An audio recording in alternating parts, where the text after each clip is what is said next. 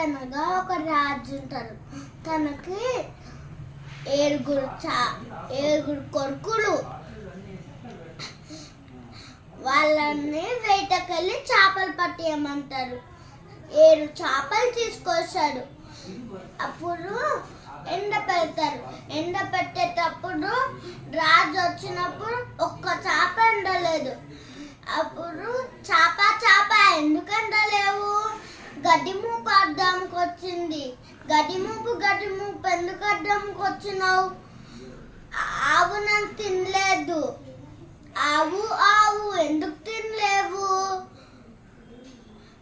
జీతగారు పిండలేరు. జీతగార ఎందుకు రాలేవు?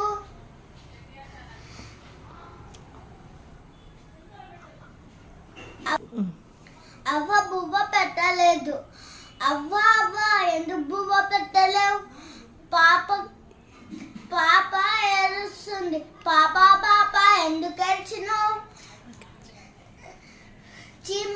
చీమ కుట్టింది. చీమ ఎందుకు కుట్టినావు? నా బంగారు